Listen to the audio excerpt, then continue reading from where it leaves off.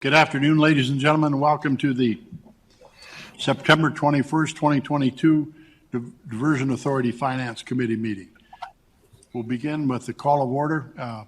John, would you please call the roll? Mayor Dardis. Here. Dr. Mahoney. Here. Mr. Peterson. I'm here. Mr. Jacobson. Here. Ms. Gayhart. Here. Ms. Johnson. Here. Mr. Redlinger. Here. Mr. Steen. Here. Mr. Pepcorn. Here. Mayor Carlson. Here. Mr. Reeds. Ms. Madriga. Quorum is present. Thank you, Don.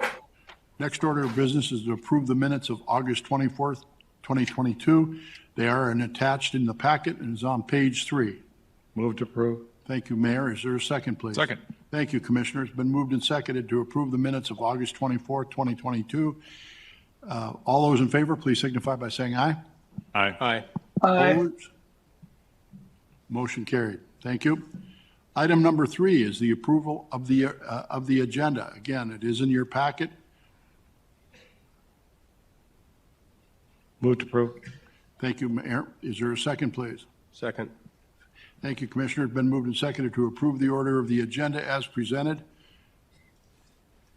Is there any discussion? Hearing none. All those in favor, please signify by saying aye. Aye. Opposed? Motion carried. Item number 4 is the approval of the bills. We'll call on Ms. Terry Gayhart for that information. Okay, total bills received through September 14th of 2022 is almost 8.9 million. Largest of which is Cass County Joint Water Resource District for 5.2, City of Fargo for 2.9, Clay County for $500,000. Those are the majority of the large bills. Are there any questions for Ms. Gayhart? Move to approve. Thank you, Mayor. Is there a second, please? Second. Commissioner, seconds. Been moved and seconded to approve the bills as presented by Ms. Gayhart today. Is there any discussion? Any questions? Don, would you please call the roll? Mayor Dardis. Yes. Dr. Mahoney. Aye. Mr. Peterson. Yes. Mr. Jacobson. Yes. Ms. Gayhart. Yes. Ms. Johnson. Yes. Mr. Redlinger. Yes. Mr. Steen. Yes. Mr. Pepcorn. Aye. Mayor Carlson. Yes. That is everyone. Thank you, Don. Next order of business is item number 5 is the finance report. Again, we call on Ms. Gayhart for that information. On the report, we have $139 million, almost $140 million in total assets. Your liabilities are at 2.4, consisting mostly of vouchers payable at 2.2. So your net position is $137,400,000. Any questions? Are there any questions? Entertain a motion, please. Move to approve. Thank you, Mayor. Is there a second, please? Second. Thank you, Commissioner. Been moved and seconded to approve the finance report as presented by Ms. Gayhart, page 26 of the Finance Committee packet. Is there any further discussion? All those in favor, please signify by saying aye. Aye. Aye. Opposed? Motion carried. Item number 6 on the agenda is the Executive Director's Financial Report. Mr. Paulson. Thank you, Mr. Chair. We'll start out with the monthly revenues. You can see the middle column here is sales tax revenue coming in from Fargo at 3.1 million. Cass County sales tax 1.7, and then we had a reimbursement through State Water Commission funds for 3.5 for a total of 8.7 million in revenue this month. Joel, can I ask a question about that? Absolutely. So obviously we're hoping that we have some other participation, but I'm looking for, so at the state of Minnesota, I see 0. And are we hoping that eventually Clay County and Moorhead, obviously there's all zeros. Are we eventually, are they going to participate, and how, do you have a feel for how that's going to go? Yeah, great question, Commissioner Pepcorn. So the Minnesota entities have committed through the JPA to request up to 86 million from Minnesota state funding. So far, we're still needing about 43 million in requests from the state of Minnesota. So the previous 43 million doesn't show up on our ledger, but it was received by the city of Moorhead and Clay County and used for flood control projects within the community. So we don't track at the authority state of Minnesota funding because it doesn't come into our organization. It goes into the city of Moorhead or Clay County. But I just want to clarify, they've done flood control projects, which is great, but as of now, they are not participating in any financial way in the diversion. Is that correct? Well, it gets a little bit complex. I don't think we could go so far as to say those funds are not required for the comprehensive project. We do consider the in-town levies as part of the comprehensive project. Traditionally, the city of Fargo has done their own in-town work, but we do reimburse the city of Fargo utilizing the flood sales tax. The city of Moorhead has always done their own flood control, utilizing their own funds and state funds, and we have not tracked any of that, so we don't have that in our financial plan. It's kind of outside the financial plan. But, Mr. Chair, if you don't mind me Please, following. continue. But my question is, and obviously it's because the funding systems are just different in Minnesota, that's part of it. But technically, they are not participating in the diversion funding that we look at right now, correct? They are not participating in a direct way with the authority, so it's all indirect. But I think maybe to look at it from a comprehensive standpoint, we need the Minnesota entities to complete their in-town flood protection as part of the comprehensive project, just like we need Fargo to complete that. So just one more and then I'll stop talking. But the key thing is, obviously, we would love to have Minnesota participate in the actual funding of the diversion. And so and I know it's much more complicated because of the legislature, but we are working on that, hopefully, and hopefully they will participate at some point, correct? Would that be a good way to phrase it? Yeah, so they'll never participate directly to the authority. So we'll never show on our financial plan a contribution from the Minnesota entities. So a direct contribution from the Minnesota State Legislature won't ever occur. Those funds would go to a Minnesota member entity and then be utilized, whether it's MCC JPA or City of Moorhead internal flood control. So that's how the Minnesota entities will participate.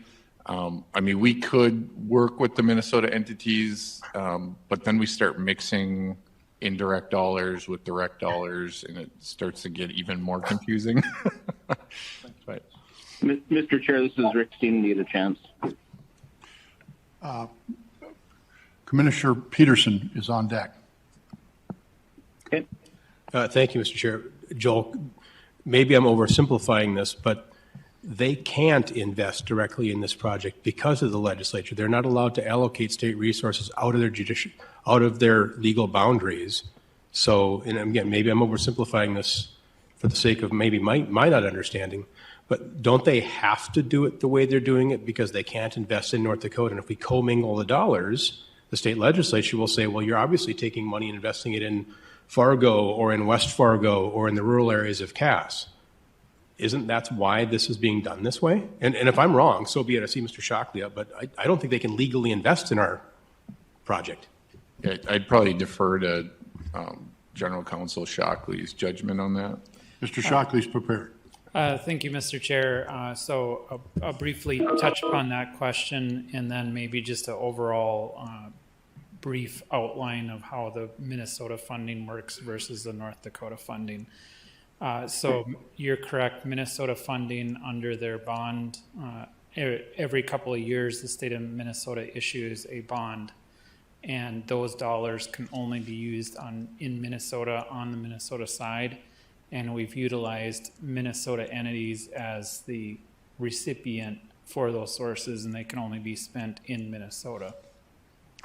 So to backtrack about the Minnesota contribution, I would take a slightly more aggressive stance and say they have in fact contributed to the comprehensive project, and here's why.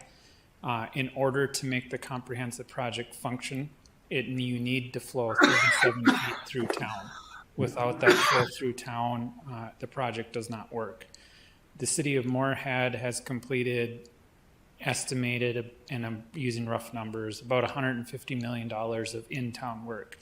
Of that $150 million of in-town work, the state of Minnesota has contributed plus or minus about $120 to $130 million, with the remainder of the $20 million being paid for by the residents of Moorhead through special assessments. This is very similar to Fargo, how Fargo has completed its in-town flood protection, which is absolutely critical for the comprehensive project. The difference is how we track those dollars. We have tracked the dollars for the Fargo flood protection by showing it as an input from the sales tax and a deduct for the Fargo projects. So in the initial financial plan that we came up with a number of years ago, we had a choice. We could either try to lump all of that together that had previously occurred, or we could just have Moorhead kind of sit indirectly out there. We made that choice. And there was $86 million that we had allocated to Minnesota. Of that, there was approximately $43 million of estimated remaining in-town flood works to be completed. That number has went down because the cost to complete has been less. Moorhead has been successful in getting the majority, if not all of that remaining $43 million, which just leaves $43 million that we are working with Clay County to request for additional improvements outside of the city of Moorhead, which will include potential costs associated with some of the mitigation, some of the roads. And because of the way the funding works in Minnesota, we're putting together, Paul and I have been working, putting together a schedule of when to make those requests, because Minnesota wants a very specific, here's what we're going to use the money for, and allocate it as part of the bonding project. So it's a complex answer to a complex question. So I would say that they have in fact put money into the comprehensive project, because if they didn't put the in-town work in, there's no way the comprehensive project would work, because it's designed for 37 feet through town. If we would have went with the 35 foot through town, we probably wouldn't have needed as much of the improvements, because then you're not building up. But because of the challenges associated with 37 feet, we needed additional in-town flood protection to make the comprehensive project work. So hopefully that answers the question. So, Mr. And Chair, Chair just real quick, I'm on the phone too, and if I could be put on deck to be called on, that would be great. Thank you. So, Mr. Chair, just real quick, I apologize but this, and it's repetitive for a lot of people that have been on this for a long time, but sometimes it's good to repeat this, because not everybody has been watching this all the time. So like I said, it might be repetitive, but I think it's good to go through. So thank you very much. Thank you, Commissioner Pipcorn. Rick Steen, did you have something else, sir? Yeah, just a question or a comment, perhaps. Some of the confusion with this perhaps just leads to how this is presented. If you go to page 54 of our level 1 summary, the overall status here in our binders, it talks about the North Dakota / Minnesota River Stage 37 projects, and it lists $25 million for the current year budget.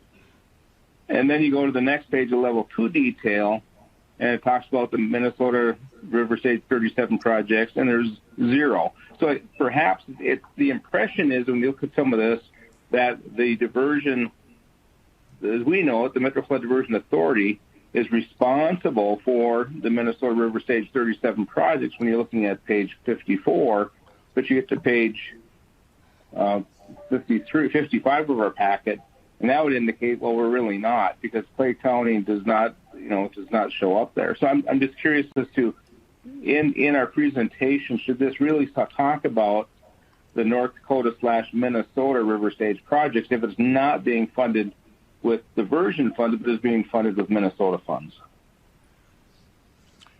Thank you, That Commissioner would be Steen. one for John. Mr. Paulson. Yeah, Commissioner Steen, that's a great question.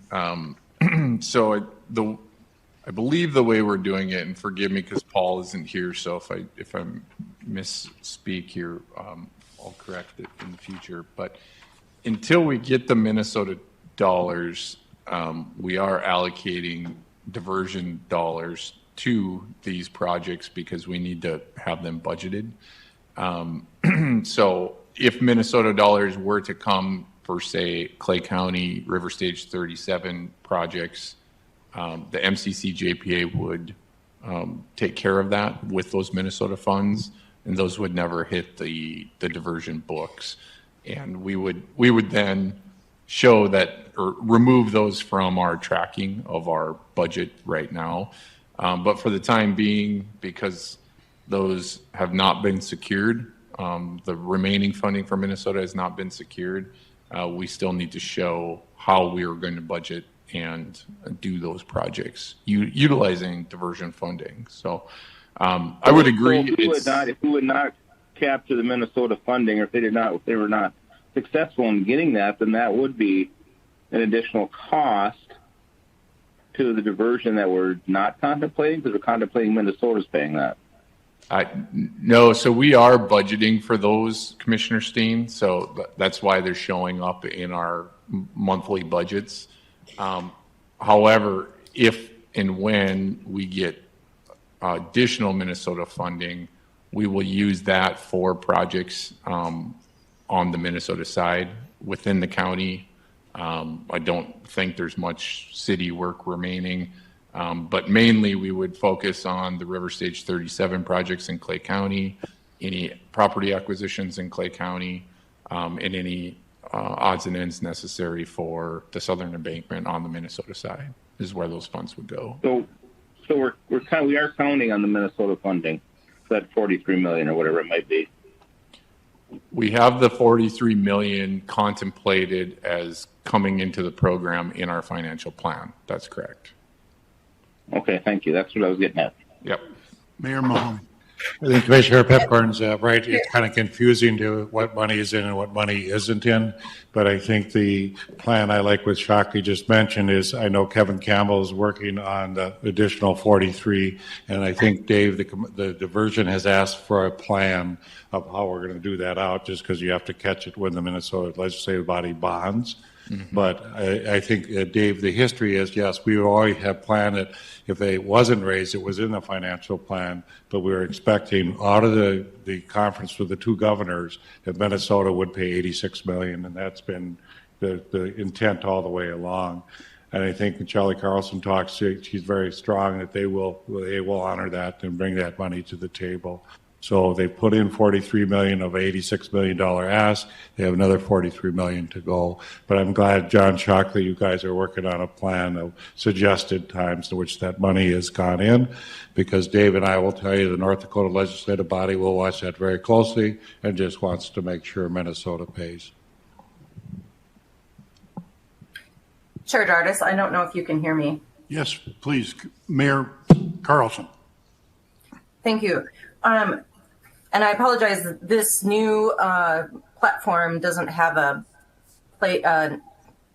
way to raise my hand, but I did want to concur with what Commissioner Peterson said, what Mr. Paulson said, and what Mr. Shockley said. And it also depends on what date that you're calculating the contributions from. Minnesota did start, and specifically Moorhead did start our intel and flood mitigation in 2010, but the joint powers was not signed until 2016. So I don't think it's appropriate for Moorhead to be penalized for kind of being ahead of the game and doing 6 years of flood work before we sign the joint powers. And if you start calculating the amount of funding that we did get from the state from 2010, it is close, it's quite significant, and significantly over the $86 million that is in the joint powers. We had the last component of inflow and flood mitigation. The last request was in our request this year, but as it's been noted, the state of Minnesota did not pass its either the bonding or the tax bill this year. There still is a very slim chance it could happen, but we are continuing to ask for those funds. So, it is up to our legislature. But we have done a significant amount of in-town flood mitigation already. The majority of it is done in the city of Moorhead. The remainder of it is outside of the city and is in Clay County. Thank you, Mayor. Anything else on continue with your financial report, or Mr. Paulson? I'll continue, One Mr. more Chair. thing, Chair Gardner. I did want to add that is correct. The funding from the state of Minnesota cannot leave the boundaries of the state of Minnesota. And that is why it comes to the city and to the county versus going to the diversion. So I just wanted to make sure that was clarified and confirmed. Thank you, Mayor Carlson. All right, thank you, Mr. Chair. So I will, I'll just move here to the level 2 status, and we'll just go through this real quick. Again, consistent with previous months, a majority of our expenditures this last month were in property acquisition. So you can see the maybe just follow the cost to date for this year in the 22 fiscal budget column, which would be the second column from the right. And just kind of go down there. You can see the River Stage 37 projects, which are a majority of the Fargo work that's being done this summer. And then again, you can see lands and impacted property mitigation at 29 million expended. And we're still expecting about another 20 million for the year for our property acquisition. Next page, please. And then here you'll see the third-party MOUs, which is another large area of our expenditures, and we're at a cost to date this year of $9.4 million. Next page, please. And then here's the remaining recap of our monthly balance. So cost to date this year, we're at about 64 million. Of our 120 or over 194 million budget, bringing us to a remaining balance of 129 million, which again, as mentioned last meeting, we do not expect to get close to that budget amount for this year. Does that concern you? No, it doesn't, because the majority of the work is due to property acquisition delays and the slight delay that Ritter Valley Alliance had getting started with their construction. So there was nothing that was contemplated to be expended this year that either expands or goes away. So it just gets moved basically into the 23 budget. So any of the mitigation programs that the city of Fargo did you have any trouble getting contractors? I see that Nathan's back there. I mean, when you put out requests for bids, did you have contractors? Okay, not a problem. Okay, good. I was just, like I said, I continue to look at the remaining balance of some of these projects that aren't getting done, and are we headed to our perfect storm where all of a sudden we got to have this stuff done and there's not enough contractors or whatever to go around? Thank you. For those of you that aren't here, Nathan nodded his head. So, Mr. Chair, I actually am feeling more and more comfortable that we're moving in the right direction as far as schedule is concerned for the overall program. We wanted to see the P3 developer get stood up, and they're at that point now where they're actively in construction. And there isn't any critical path projects that I'm concerned about as far as meeting our 2027 substantial completion deadline. So at this point, I think we're moving forward. We have to keep in mind this is about a 5-year build, so if things don't happen right away here, we have plenty of time to address them. And most of the projects that we do have are really 1 to 2 year projects. So we have plenty of time to get these. Mayor Mahoney. Joel, I know you say 27, but in 27, we would have the capacity to defend a flood. When you say substantial completion, actually, the substantial could be completed in 26, and in 27 in the spring, we'd be able to defend a flood, as I understand. Well, just to clarify, so substantial completion would be achieved in 27 and then final completion in 28. So yes, you're close. All right, we'll move to the last sheet. We'll show administration budget. Again, that's looking fine. Once again, for everyone's awareness, we had anticipated some additional positions this year at the start of the year that we're just filling right now. So we will be under budget on the administrative side as well. So with that, certainly entertain any questions that the Finance Committee might have. Are there any questions for Mr. Paulson? Mayor Mahoney. Joel, on this last slide, am I under the impression that the office expenses go away because you're going to be over with the Alliance? Or I know you got a great rate from the city of Fargo, but does that change, or are your office expenses also going to be the incidentals that you have as an office? Printing, internet, all those things. Yeah, we'll still have an office budget. It'll change a little bit at our new location, but we'll still need, we're purchasing furniture over there right now, office supplies, those sorts of things. Okay. So we'll always have that office line item budget. I would actually think it's going to be pretty similar to what you see this year. Fargo has been very generous in offering us a very fair price on the rent of the Civic Center. But the rent over at the new building isn't that far out of line as well. So,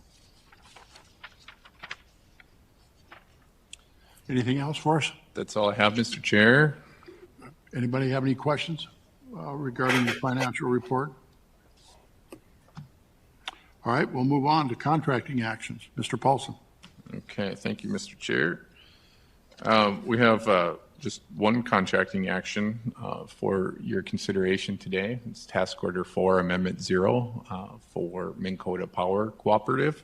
And really, this is for a utility line relocate of a large transmission line over the southern embankment reach. So I don't know if there's any questions, but certainly could. Move to approve. Since for Mr. Paulson, we have a motion. Do I have a second, please? Second. Commissioner Peterson seconds. Been moved and seconded to approve the Dakota Task Order Amendment for $465,000 as presented. Is there any further discussion? Hearing none. Don, would you please call the roll? Mayor Dardis. Yes. Dr. Mahoney. Aye. Mr. Peterson. Yes. Mr. Jacobson. Yes. Ms. Gayhart. Yes. Ms. Johnson. Yes. Mr. Redlinger. Yes. Mr. Steen. Yes. Mr. Pepcorn. Aye. Mayor Carlson. Yes. That is everyone. Thank you, Don.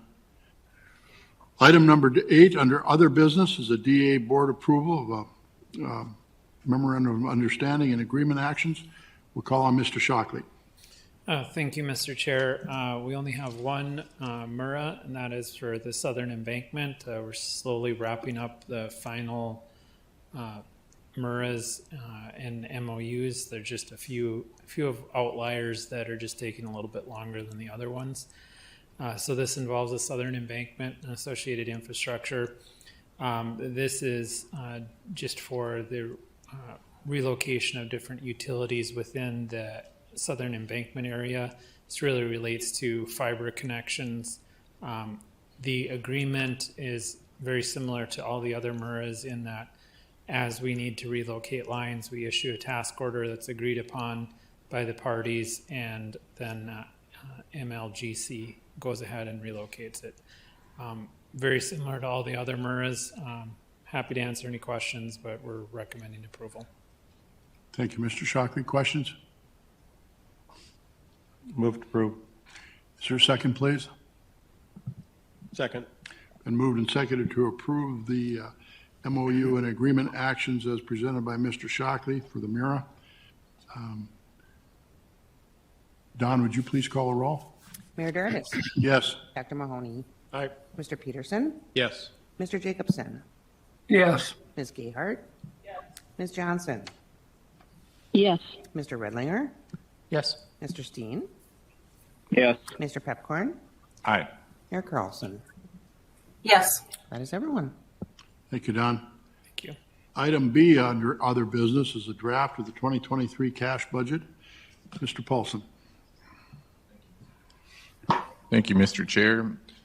So this is the first month we'll be reviewing the draft cash budget for 23. So I realize this is the first time we're going through and there might be some questions. What I would like to do for this meeting is just kind of step through this. The blue lines that you see are the kind of overall category summation. So I'll go through those and then I'll just talk about some of the larger items that are contained within those. But we're certainly going to spend as much time as the committee wants digging into these numbers. So I'll just start with the first one at the channel P3. So this is the funding for Jacobs, Ernst & Young, and Onstead Twitchell. So you can see we are anticipating about $8.9 million in legal and management fees for 2023. The next item is the milestone payments to the developer. We do anticipate to have to start making milestone payments in 23. So we do have $15 million anticipated in there. A majority of those are for utility relocates for the diversion channel that would be paid to the developer. Mr. Chair, Please, how Commissioner. much coordination are you doing with our P3 developers regarding this budget? So when we have allocations of resources towards specific widgets, are they then validating, yep, we'll be able to accomplish those, trying to step in a timeline that corresponds with this budget? Yeah, so they deliver to us a baseline schedule of when they plan on achieving certain billable units throughout the construction of the project. So we have a general idea of what buildable units will come due for milestone payments in any particular year. So because we're just getting started next year and buildable units aren't paid until they're completely finished, there's going to be a lot of buildable units being started on next summer, but not a whole lot being completed next year in 23. So yes, to answer your question, we do have a really good idea of when they plan on completing each buildable unit and those coming online, and then we'll budget those out in the cash budgets according to Red River Valley Alliance's schedule of completion. Thank you. So the next category would be other mitigation work. So here you can see we're really just funding the demolition package, which is at the bottom, the work package 50 phase 2 demo. And then the first item, the Oxbow Hicks and Bakke. And the Oxbow Hicks and Bakke is really for a wetland mitigation project that's ongoing within that community. So we got a small amount in there to finish up that project. The next category is the North Dakota and Minnesota River Stage 37 projects. So here you can see a majority of these are Fargo's in-town projects. Of that 19 million that we've plugged in for 23, approximately 9 million is carryover from this year, over from the 22 cash budget into the 23 cash budget. And then we have a small amount in there for some additional in-town levies as well. The next category, and our largest category, is the lands and impacted property mitigation. And you can see we've plugged in about 84 million for next year for property acquisition. And I won't go into all those line items, but you can see how we've divvied those out between our lands program management, which is the 7 million, and then the diversion channel and associated infrastructure at 10, and the southern embankment at around 19 million, and then a little bit of OHB work necessary still, and then the upstream staging area, which is a lion's share of that 84 million at 47 million. Most of that is for flowage easements, structure demolition, and the like. The next category is non-construction engineering. So that's a lot of your engineering design work that's being done. Most of, or I think all of HMG's time is contained within this category. So you can see the engineering and design fees and how those have been broken out between the different categories. And then as you go down, you also will see the program management and legal financial. Again, this is going to be for Jacob's OT for the overall project. The first category up there was just for the channel and the P3 portion of the project. So we have a couple different locations where we're tracking program management, legal, financial, and procurement. The next category is the DA Construction Contingency. This is where we're allocating our contingency funds. Of course, we're not anticipating on spending any of those in 23, so you see none of those allocated for either the 22 or the 23 cash budget. The next category is the third-party MOU mitigations. Another fairly decent size category because we're doing most of that utility relocation work up front before we really get into the deep excavation work of the channel and then of the southern embankment, of course. Let's see here. And then the last remaining blue highlighted rows there are different things that we're tracking. So that 75 million there that you see, though, that is current financing charges that we're anticipating for the whole program. We do anticipate a $6.3 million payment next year, and that's principally for the debt service on the large historic loans that we're carrying at the authority right now. You can see the P3 reserve fund that was set up this year. We don't anticipate touching that since it is a reserve fund. And then we have the WIFIA SRF draws. We don't anticipate on making those draws this year. And then the DA payments to the Corps of Engineers. Again, not anticipating to make any payments next year. And then we have the O&M, not anticipating making any payments there.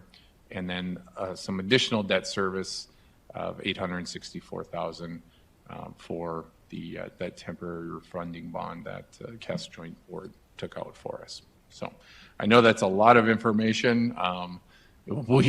We were able to take thousands of lines of data and get it into one table. So we did our best to simplify this.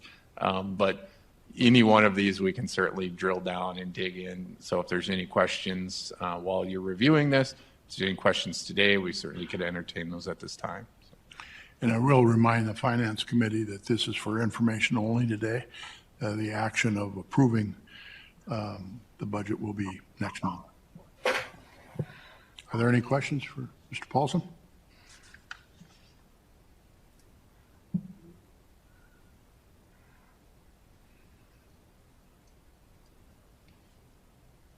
Any questions from anyone? All right, we'll move on then. Item C is a recommendation to accept a bid and award it. It's on page 108 of your packet. Chris is at the podium. That's Chris's one. Thank you, Chris. Yep, thank you, Mr. Chair, committee members. As a part of our ongoing land management process, we did have about 10 properties that were prepared to remove from the staging area and or our construction footprint. So we issued bids for property demolition contract, and those bids came in last week. We received 3 bids on the project. The engineer's estimate was about $840,000. As you can see, 2 of those bids were slightly higher than our estimate. One was slightly lower.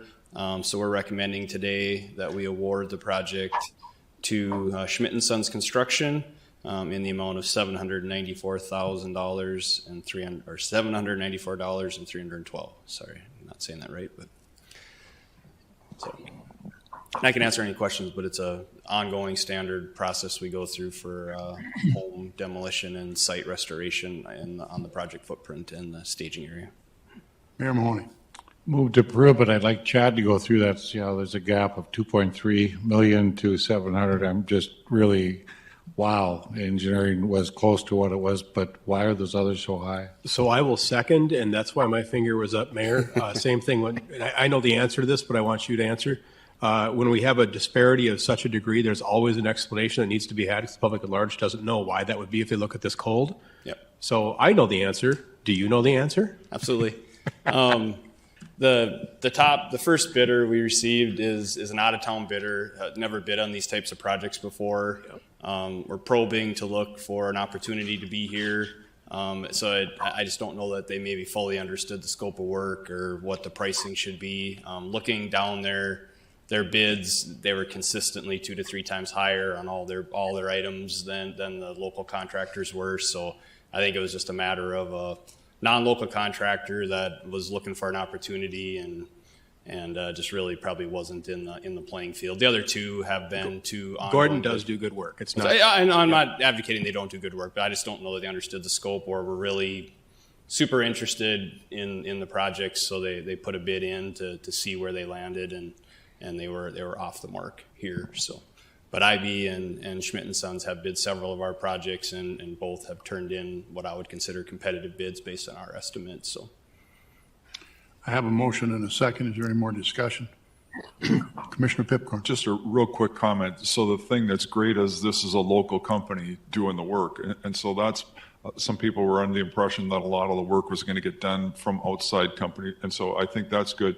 And this is maybe to go along with that. So obviously we have this big company, but I think if there's any way we can track to see how much is done by local companies of the whole, and I know that's a little bit overwhelming, but to kind of keep track of how much is, obviously the majority of it is going to stay within our area, our region. And so it's a good story to tell. So if that's possible, I think that'd be awesome. Thank you, Mr. Chair. Thank you, Commissioner. Yeah, absolutely. Commissioner Pepcorn, we are starting to see more and more visibility of what, especially on the P3 side, what their subcontractors are. Anticipate there will be limited use of subs this fall just due to the contracting and scheduling, but gearing up for a much heavier use of local subs next year, and we certainly will have more visibility of that as we get more and more pieces of the project under construction. I think the other good news story on this chat is Schmidt and Brothers typically, or Sons typically recycle the houses. So in previous bidding, they've always come in lower because they seem to sell the houses to somebody else. The other companies come in and just destroy the houses. So it is a good story. Yeah, that's correct. They were moving 3 homes today, all in today. They were moving 3 homes off of a existing contract and repurposing them. So that's absolutely right, Mayor. And it's been clarified on these contracts that